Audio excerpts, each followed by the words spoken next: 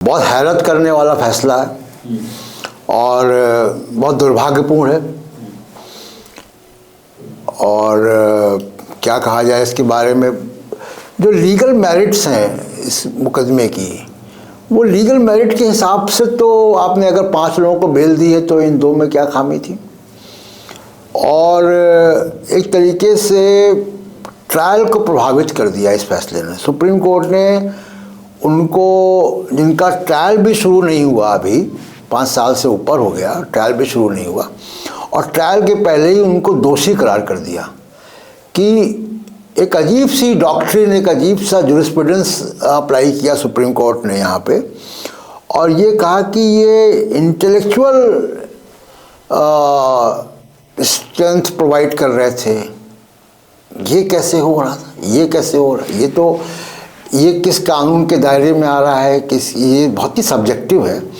और कोई भी कानून को जानने वाला इस बात को हजम नहीं कर पाएगा कि 5 साल से ट्रायल भी शुरू नहीं हुआ और इस सुप्रीम कोर्ट ये कह रहा है कि ट्रायल शुरू ना होना कोई वजह नहीं है कि उसकी बेल दी जाए।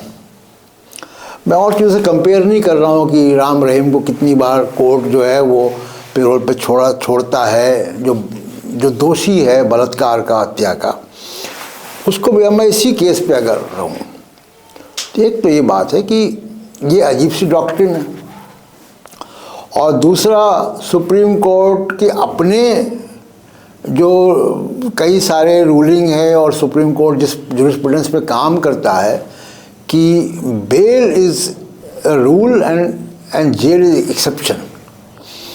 तो क्या वजह है कि आपने 5 साल तक ट्रायल भी शुरू नहीं किया, और ट्रायल आप सैकड़ों, अब हम उस पर नहीं जाएंगे कि सैकड़ों किस तरीके से विटनेस आप डाल देते हैं, उनका एग्जामिनेशन, क्रॉस एग्जामिनेशन होते होते 10 साल लग जाएंगे। तो जिसके खिलाफ आप आरोप भी नहीं दाखिल कर पा रहे हैं, उसको जेल में रखने का क्या औचित्य है। सर, कानून के जानकार ये भी कह रहे हैं कि ये संवैधानिक फैसला नहीं है बल्कि कुछ और है। बिल्कुल, देखिए, संवैधानिक तो संविधान से तो कानून बना है, कानून के अंदर प्रोविजंस हैं, पीएमएलए में ही प्रोविजंस हैं। मान लीजिए कि कुछ फैसले भी हुए बेल के, तो जैसे यूएपीए में भी तो प्रोविजंस है ना। अब आपने ये भी कह दिया कि 1 साल तक आप बेल अप्लाई भी नहीं कर सकते, तो आप आर्टिकल 21 का उसको मतलब जिसको कहे कि इंडिविजुअल फ्रीडम का, सिविल फ्रीडम का, वो आपने अधिकार छीन लिया इन दोनों से, उमर खालिद और शर्जील इमाम से। दूसरी बात कि आपने उनका अदालत में अप्रोच करने का अधिकार छीन लिया। ये तो संवैधानिक अधिकार है, ये भी अधिकार छीन लिया। आपने एक जजमेंट ऐसा पास कर दिया कि वो जब भी ट्रायल चलेगा, अभी ट्रायल शुरू नहीं, जब भी ट्रायल चलेगा वो ट्रायल जज प्रभावित हो जाएगा कि इनको सुप्रीम कोर्ट ने रिलीफ नहीं दी, और साथ में इतना बड़ा कमेंट कर दिया कि इंटेलेक्चुअल स्ट्रेंथ प्रोवाइड कर रहे थे।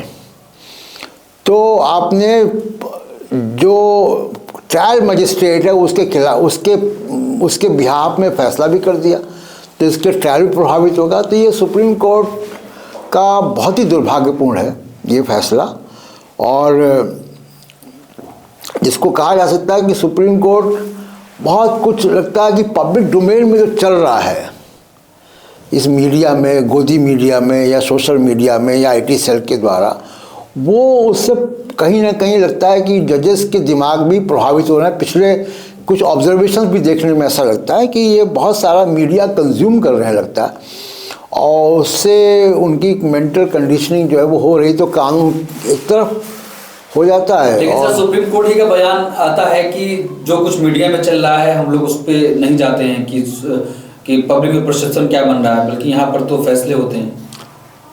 आप देखिए ना कि उन्होंने घुसपैठिए पे कैसे, मतलब एक ऑब्जर्वेशन आया जी, वो कैसे उन्होंने कह दिया कि जबकि भारत सरकार की पॉलिसी है रोहिंग्या घुसपैठिए जो हैं, घुसपैठिए क्या, रोहिंग्या रेफ्यूजीज़, तो 40,000 रोहिंग्या रेफ्यूजीज सरकार भारत सरकार के कैंप में हैं।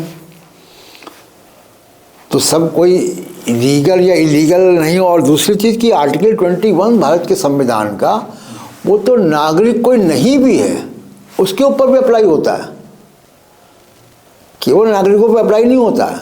तो आपने बहुत सारे अधिकार जो है उनके छीन लिए। अब शरजील इमाम तो दिल्ली का दंगा शुरू होने के पहले से जेल में, और उमर खालिद शायद दिल्ली के बाहर थे। तो कहाँ से वो कोई ऐसा कोई आपने उसका कोई एविडेंस नहीं, आपके उनके घर में छापे आपने डाले हैं, कौन के कोई हथियार मिला, कोई क्या वो कोई ऑर्गेनाइजेशन बना रहे थे, क्या वो कोई उनके पास लिटरेचर ऐसा मिला, कुछ नहीं, आपके पास रिकवरी कुछ नहीं है। केवल एक नुएंस के आधार पे आपने, एक परसेप्शन के आधार पे आपने मान लिया कि ये जो है इंटेलेक्चुअल स्ट्रेंथ प्रोवाइड कर रहे थे। और इसी देश में आप देखिए कि Balwant Singh versus state of Punjab का एक फैसला है सुप्रीम कोर्ट का जी। मैं ब्रीफली बता दूं कि वो क्या है।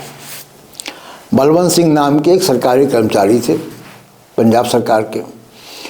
इंदिरा गांधी की हत्या जिस दिन हुई उस दिन शाम को 4 बजे वो सेक्रेटेरिएट के सामने निकलते हैं, चंडीगढ़ के सेक्टर 17 के मार्केट में जाते हैं और वहाँ वो नारा लगाते हैं, खालिस्तान जिंदाबाद, राज करेगा खालसा। और उनके ऊपर पंजाब पुलिस जो है वो सेडिशन का यानी राजद्रोह का मुकदमा कायम करती है। सुप्रीम कोर्ट 1996 में ये फैसला कहता है कि अगर उनके पास कोई हथियार नहीं थे, उनके पास उन्होंने कोई फंडिंग जनरेट नहीं कर रहे थे, ऐसा कुछ नेटवर्क नहीं खड़ा कर रहे थे, तो केवल नारा लगाना देशद्रोह नहीं है। तो अब आप सोचिए कि उस वहाँ तक सुप्रीम कोर्ट गया, लेकिन अभी मौजूदा बेंच को ये सब कुछ नहीं दिख रहा है। तो बहुत ही अफसोसनाक है ये फैसला।